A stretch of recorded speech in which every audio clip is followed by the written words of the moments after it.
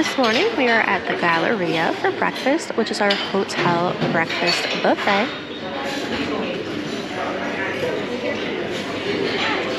Right now I'm starting off with bacon, a muffin, a cheese Danish, and a hash brown.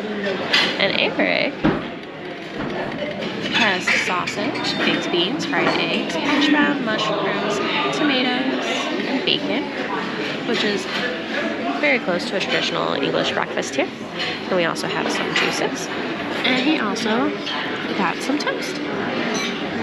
We have hot sauce and tomato ketchup. We got some fruits, yogurts.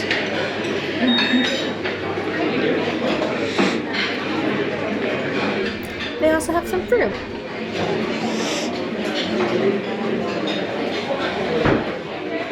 And marmalade and cereal. We got some tea and coffee. Over here we have some juices. And we did just pass by some of the bread and bakery over here. I'm sure that route was on about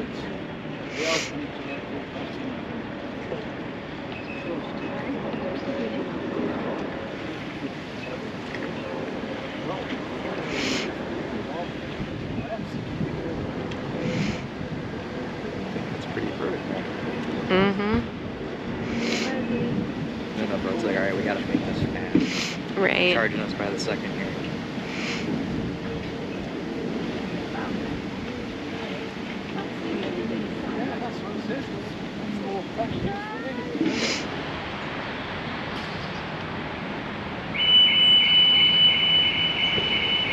Charles II in Soho Square.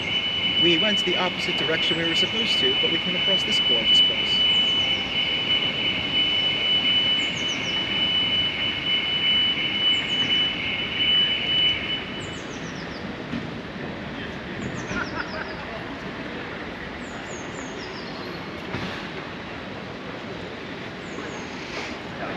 Good morning. Today is Monday and we are currently at the British Museum.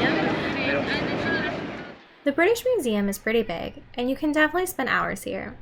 We knew we probably weren't able to see everything since we had to be at St. Paul's Cathedral at 2. So our game plan was to go room to room, making sure we hit their must-sees for a 3-hour visit.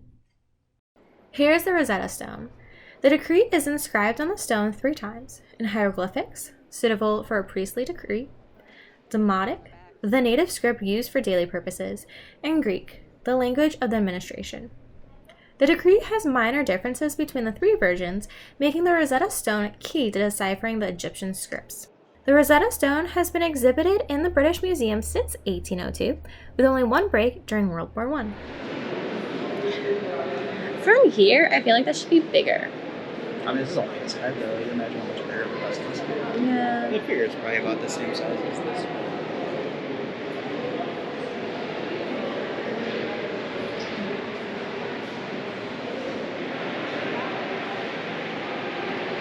This flanked the doorway in the temple precinct of Mut, consort of Amun-Ra. Its body is still in Kemet.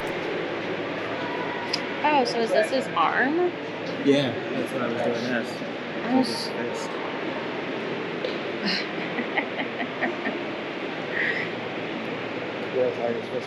Yeah. It's just amazing how, like, Intricate it is. yeah, and some of these are just, like, so deep, too. Well, these ones are not carved in, they're like all these. So they had a carve around and everybody. It's so hard to see it in the glass.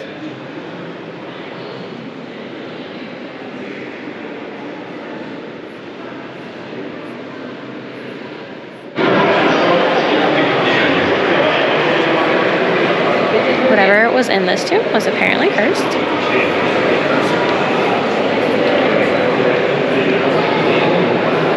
Egyptian tomb inscriptions typically focus on the afterlife, but this store includes a unique account of the owner's remarkable life.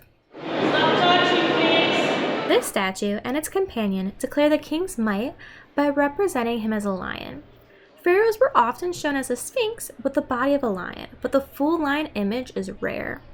These two statues come from the king's mortuary temple in western Thebes. It houses hundreds of statues of himself and the gods. One of a pair that flanked the doorway of the throne room of the northwest palace of Ashurnasirpal in Nimrod.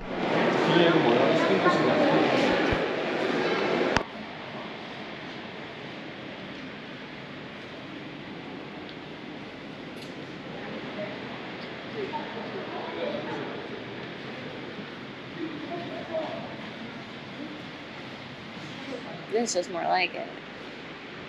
This looks like Hercules type things. He was depicted on the one scalpel thing out there too. Oh, really? Yeah.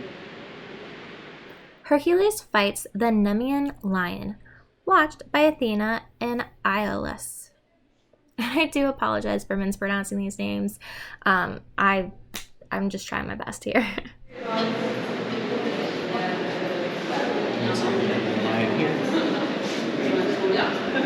The mighty Hercules.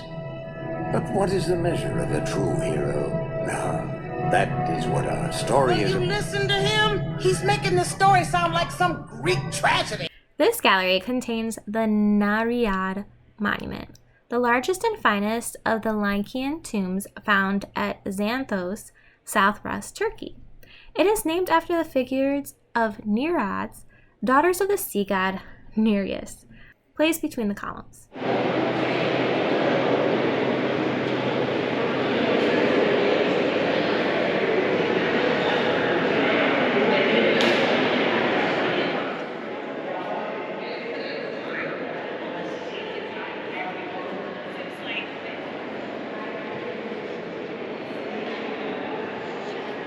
So you know how like night at the museum things come to life at night? Yeah, it comes alive and it's all derpy. Yeah, because it's like missing like half its face. That's why I took a picture of the lion out in the grand hall area because I thought it was derpy.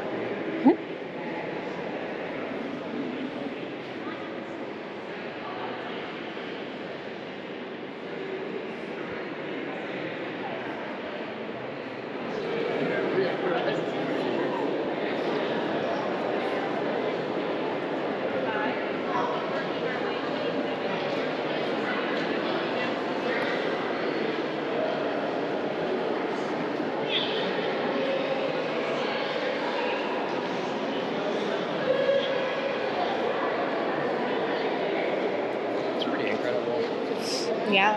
Like the display itself too, where it's like an outline of the building and shows where they'd be on the inside I didn't realize that. or the outside. That's what I'm at least thinking. Is it's like Yeah, that makes sense. I mean, yeah, there's like pieces missing, but for the most part though too, like it's still so well preserved. This is the West Pediment. It showed the contest between Athena and Poseidon for divine patronage of Athens.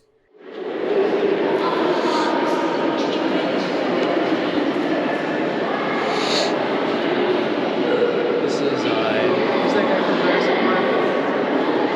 Goldblum? Yeah, Jeff Goldblum. Yeah, it really is. Maybe that's where he got inspired from.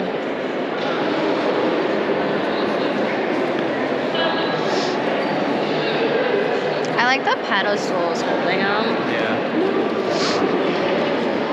The Parthenon, Athens, 450 to 430 BC. The Acropolis dominates the skyline of Athens today as it did in ancient times. What survives is divided between London and Athens. This is the East Pediment. It shows the birth of Athena. The goddess was born fully crowned and armed with her father Zeus's head, which was split open by the axe of Hephaestus, the smith god. The sculptures largely survived until 1687, when there was an explosion that destroyed much of the Parthenon.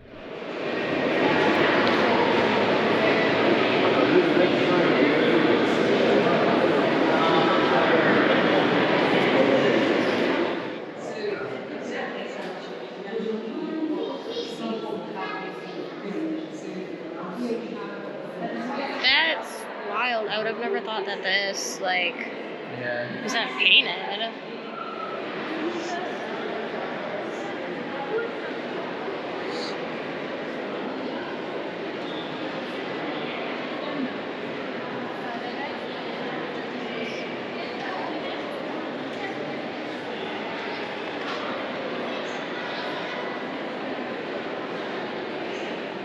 Originating from the ancient Mesopotamian city of Nineveh, near modern-day Mosul in Iraq, these reliefs were carved during the reign of Ashurbanipal, the last great Assyrian king, and rank among the finest known achievements of Assyrian art.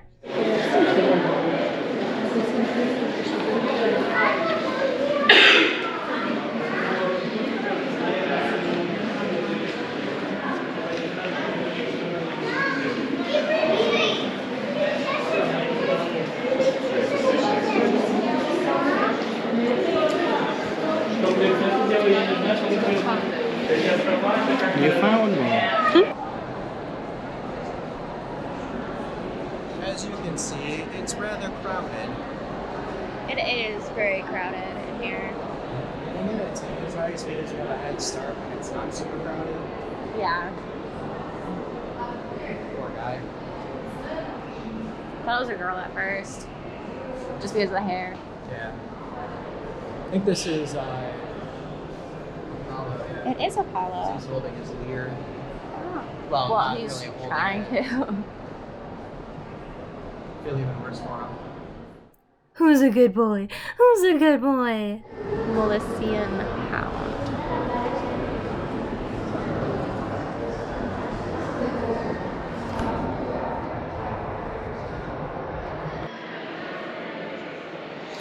Bronze portrait, thought to represent the playwright Sophocles. Sophocles? Because he paid for the rest of it to be completed, I guess. Oh, that's cool. Aww, Another derpy tiger. poor baby.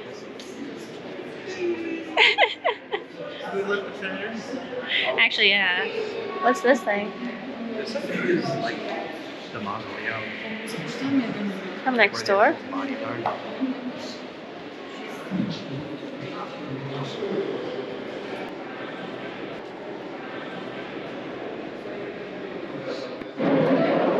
Super glad we got here as soon as the museum opened because it is way crowded now. It's 11:21. We got here at 10 and it's so crowded.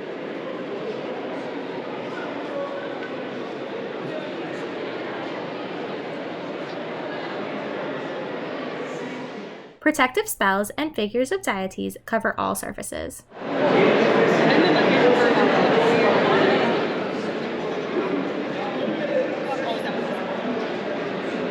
Sarcophagus of Mary Moose. An actual body in here. The body's in here? That's what it says.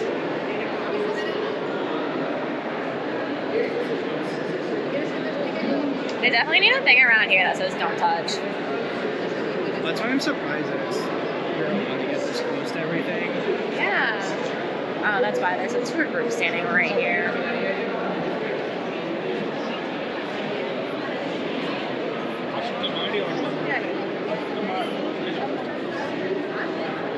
King Ramesses II, upper part of the colossal seated statue, was a pair flanking the entrance to the Hapa style and King's mortuary temple.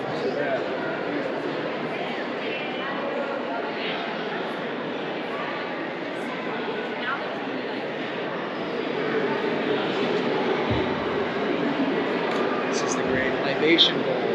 That. They drink liquor from. Oh. So slap it up like a cat.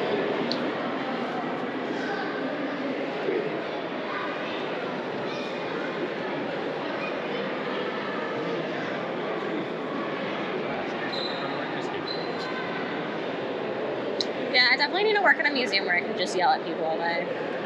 Because it bothers me. It bothers me too, mostly because it's like, look at all this shit we stole, but we're not really protecting. Yeah, I mean, they have a tiny sign over here that says don't touch, but then they have a stand and it's like there. All that has is work. Yeah.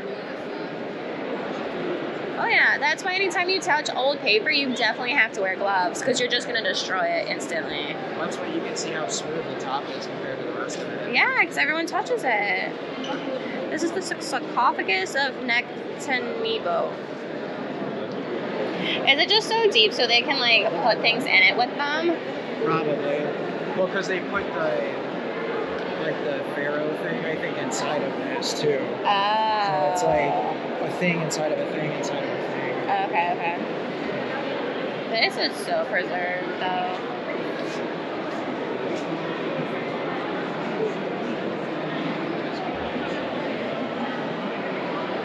And this is the sarcophagus of the god's wife, Anna Hegenesgreba.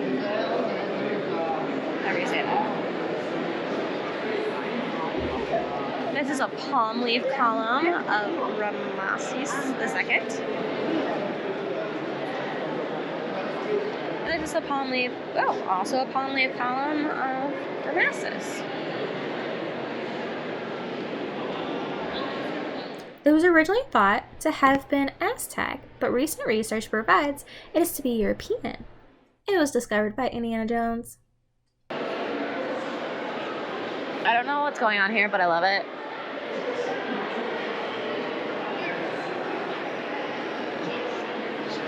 I like the skeleton riding the cricket. Right? And then we have one riding a horse and the one on top of Earth with like a rocket. Oh, it says it right here, what it is. Disease, war, famine, and Earth. Okay, they're the 4 horses of the apocalypse. Okay. I was wondering if they were. Here's your boy. Yes!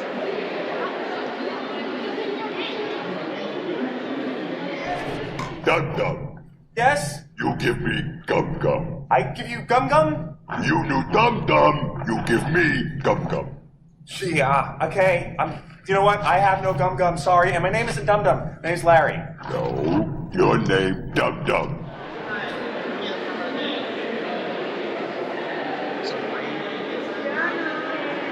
House post. Men's cult houses dominate Letmore villages. New Guinea. I love this one. He looks so happy. He does. I don't know what this is, but I like it. Her body.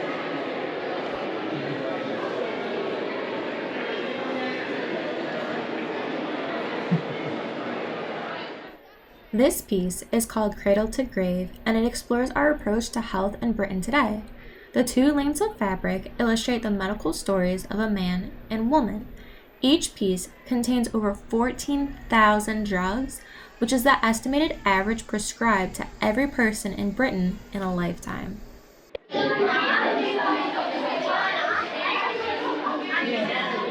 It's protected by an electric beam, so if you touch it,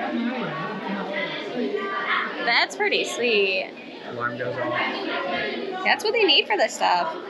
Created in what is now Mexico in the 15th or 16th century, this extraordinary double-headed serpent sculpture is mostly made of turquoise pieces over a wooden base and probably had ritual significance.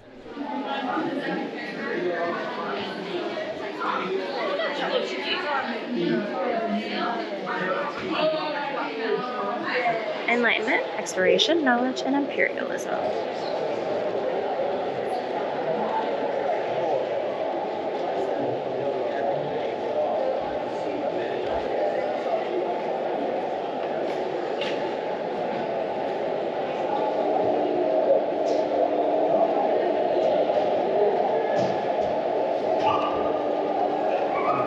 This is cool. This is so pretty.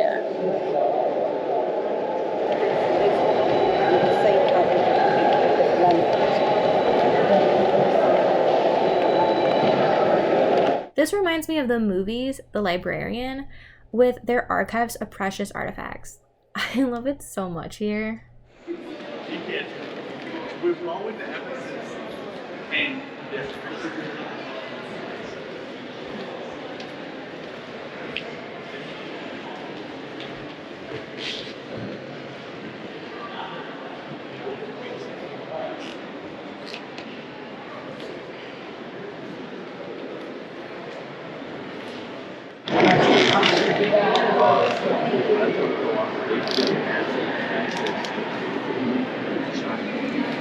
That's what all this is. Oh. There's like lobes and stuff, and then there's some astrolabes, like the things that are. Yeah. Those are all astrolabes. That's awesome. I just feel like I'm in their archives. Yeah, kind of. It's like the stuff that we have here from other places. It's really neat too. Colossal foot. I like his little pinky toe. Maybe this is me. This is my foot. Yeah. This library, collected by King George III, was given to the British nation by his most gracious Majesty George IV in the 3rd year of his reign.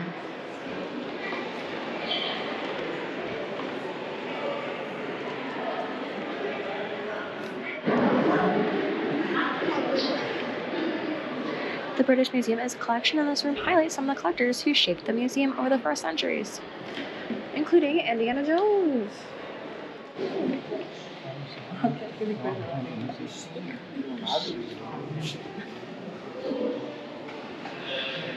St. George and the Dragon. And then this is St. Catherine.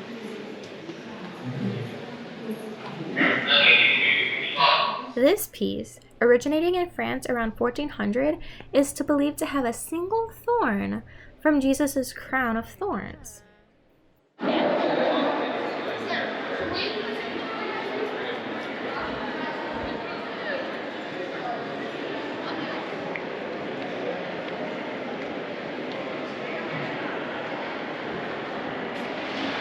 So proud of Mr. Ham.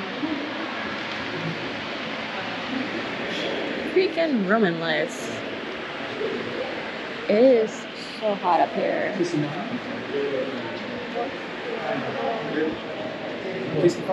I personally feel like we saw a lot of this already.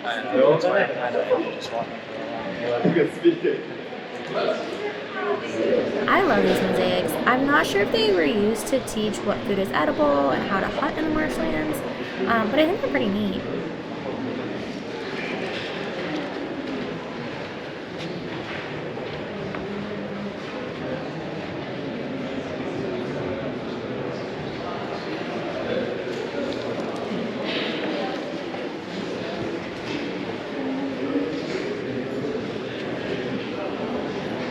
The Portland vase is one of the finest surviving pieces of Roman glass, and is named after the Dukes of Portland who owned it.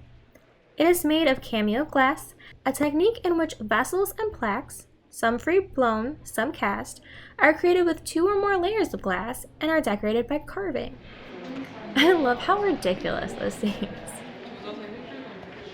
The Bamum's tomb chapel was a place for people to come and commemorate the Bamum and his wife after his death with prayers and offerings. The wall paintings from the Bamum's tomb chapel show an idealized vision of daily ancient Egyptian life. Animal cults became an increasingly prominent feature of Egyptian religious activity. They did not worship the animals themselves, but regarded them as intermediaries for the gods. The animals were bred on temple estates and mummified after death. Most of the animals were cats for the goddess Bastet and ibises for the god Thoth.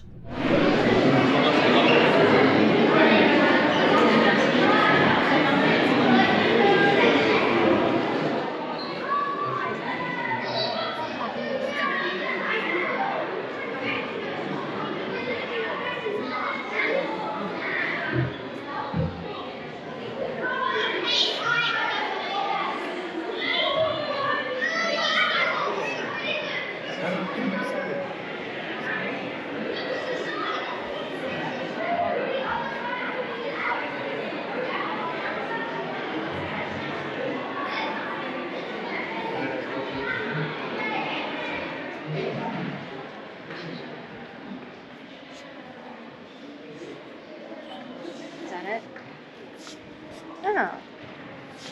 A spectacular scientific instrument from the Islamic world.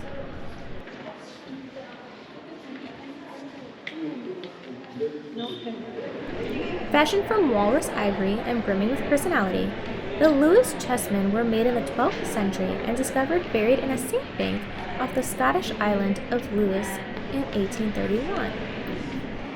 They have been described as the most famous chess pieces in the world. They kind of remind me of Jumanji. It would have displayed a range of automated movements, rolling forward on its wheels, emitting smoke from the cannons, and playing music. Howdy, doers. We just had a very long day in London. We started off with a breakfast here at the hotel at the gallery, which ended up being, we didn't realize was free, but it was a free buffet for guests staying here. Well, maybe free. We and nobody else at the hotel paid if you're supposed to. What did you think of breakfast? I liked it. It was all right. I mean, I can't really complain for the price. They had full English, which is baked beans, bacon, sausage, toast, a bunch of different breads, marmalade, Nutella, like all the spread, juices, coffee, teas. I don't know what else am I missing? Bakery. It's like continental plus English, maybe. Mm-hmm. I wasn't as big of a fan as Eric because I'm not a big fan of English breakfast. But I mean, they still had other stuff I could eat, like the bakery and the fruit, and cereal. So I mean, also being free, can't complain about that. Free 50. And then we went to the British Museum, and that took no time at all for us to get in. It was definitely a good choice to go as soon as it opened because it got really crowded later in the day. You could definitely spend all day there. There was tons of Egyptian stuff and Greek, Roman, Viking, Egyptian, everything. It's an incredible museum, easily one of the best museums in the world, in my opinion. I've only been to a few, but definitely recommend getting there first thing in the morning. The 10 o'clock hour is fantastic because you get in before everybody else, and I think about 11 o'clock we really noticed a very large spread of people where you were elbow to elbow in a lot of places, whereas when we got in there it was literally like everybody in the museum was in the one room maybe, and it was sparse. And it was also hard too because there was a lot of field trips today. Yes. So that definitely also became an issue, just like adding to the crowd of people. Yep, it was fantastic to discover the antiquities of the past, learn from their history. There's a lot of things that in the States we don't get accustomed to as much, especially the Egyptian and some of the Northern African displays. I feel like we don't get exposure to as much in the US, partially because the British Empire has been purchasing, being gifted, and then also stealing sometimes the gifts of other nations, which sometimes they don't always love. But at the same time, there's a lot of exhibits that, especially like the Assyrians, if they were left where they were today, they would have been destroyed, unfortunately. Yes. And that's kind of the weird, hard truth of it, is that you have to take the terrible things in the past with the terrible things currently and find a happy place. So I know some have been returned to different museums, and there's a lot of push to return others. So we'll see what the future brings, but either way, it was fantastic to see them, and hopefully we could see more great things in the future. And that's what you said too, like it's nice because they're able to preserve that stuff where some countries might not be able to preserve their own history. So it is kind of nice that like it was saved because of that. In a way, but also we noticed there's a lot of exhibits, and it's not completely, I think, people's fault. There's a lot of areas where you're not supposed to touch things. Obviously, it's a museum, but they're within touching distance. You can go up, you can touch it. There's no sensors. There's people just standing there to say, hey, stop doing that. But then they're also right next to exhibits that say, please touch me, I'm not real, duplicate, whatever it is, that you're supposed to feel it, get to touch it. And I feel like it gets confusing, especially when there's so many people who don't speak English, or they're just maybe stupid, that they just don't care. Or they just don't care. And it makes it difficult, where you could tell on some of the pieces that the top is smoothed over because people just take and they run their hand over it. Well, that's like the one we went to. The sign for the like tomb or something was like far off in the corner. Like you had to look for it. Like I was looking for it, and that's where it said don't touch. Meanwhile, there's literally a stoop for you to step up onto to look inside. And of course, if you're looking inside, you want to make sure you're balancing yourself. You're gonna just naturally rest your hand on top of the artifact. So like I totally get it. Like it's, if they didn't want that, they should have put up plexiglass on it. Yeah. Like, and they had plexiglass in on some of them. So Maybe that's just the older versus newer exhibits. I don't know. In the US, I feel like anything that they don't want you to touch, they are not going to let you touch. Like there's plexiglass, there's lasers, like you step to beyond the line and alarm goes off. So it's definitely very different. It's like the national parks versus like the state parks in Ohio. Like in state parks, you can just fall off the cliff. They don't care.